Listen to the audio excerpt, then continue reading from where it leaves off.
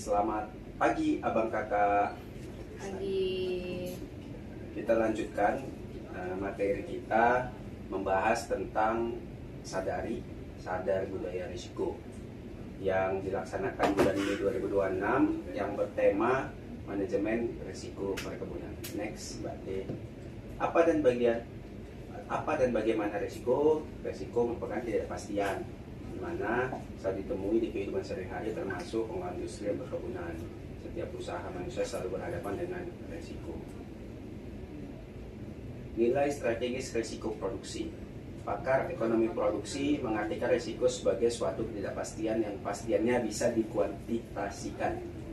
Risiko juga dapat menyebabkan kerugian dan kehilangan seperti yang kita lihat di bagian ini, di mana posisi yang menyatakan ada tiga elemen pokok dari definisi risiko yang bisa dilihat sendiri. Next, paradoks operasional. Karena tadi kita bahas tentang perkebunan, jadi apa ini yang bisa kita ketahui tentang manajemen risiko di perkebunan? Di mana paradoks operasional of farm tergantung absolut pada alam, di mana risiko produksi perkebunan secara inherent atau secara terikat jauh lebih besar dibandingkan sektor non pertanian. Aktivitas on farm tidak beroperasi di ruang hampa, melainkan terpapar langsung dengan variabel alam atau eksternal yang tidak terkendali, yaitu iklim makro, mikro, hama penyakit, bencana alam, variasi topografi. Next, 5 roda penggerak ketidakpastian.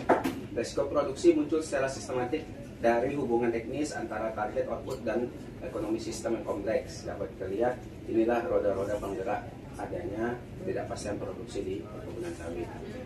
Ancaman biologis yang menggerus potensi hasil produksi, seperti yang bisa di awal saya tadi, bahwa selain alam juga komposisi tanaman tua, ledakan komposisi hama, salah satu contoh yang bisa mempengaruhi resiko yang ada di perkebunan. Next, ilusi teknologi, di mana ketika alat bantu justru menciptakan bahaya baru. Bila kita lihat adanya pemakaian pestisida yang adanya resiko kimia, mekanisasi yang berefek pada K3 ataupun kepada kesehatan dari anggota kita yang mengerjakan pekerjaan tersebut.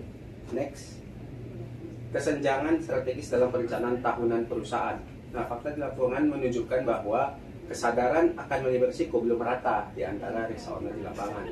Kelemahan tersebut dapat dilihat dalam penyusunan rencana kerja atau RKP, di mana manajemen hanya merencanakan input produksi secara kuantitatif, namun gagal melakukan pemilihan strategis antara faktor input yang menurunkan resiko dengan faktor input yang justru meningkatkan resiko. Jadi belum jelas, ya. Nah, ini beberapa contoh bagaimana mengurangi atau bagaimana memotong resiko yang ada.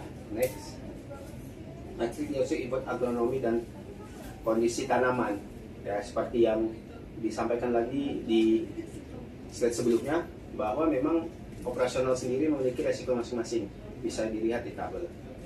Next, ini juga contohnya bagaimana 3 langkah mengamankan operasional dari sisi resiko perkebunan. Next, oke, terima kasih. Berikut adalah slide sadari mengenai manajemen resiko perkebunan. Mungkin dari Mbak Teana atau Mbak Tania ada pendapat Mbak Tan mengenai resiko ini? Mungkin kalau dari aku, memang kita sebagai planters, apalagi kerja di perkebunan itu memang tadi udah sampaikan bahwa resiko itu lebih tinggi dibandingkan perusahaan-perusahaan lain yang off farm ya. Itu karena banyak sekali detail-detail di perkebunan gitu. Kalau misal contoh kita bandingkan dengan KAI, itu semua sudah sistematik karena yang mereka pegang itu bukan benda hidup gitu. Kalau perkebunan itu kita bisnis kita itu bersama makhluk hidup gitu. Jadi memang lebih banyak komponen-komponen yang harus dimitigasi resikonya gitu, Bang Fadel. Setuju banget. Memang iya. Sadar ini membangun bagaimana budaya sadar kita akan resiko. Terima kasih. Sekian untuk materi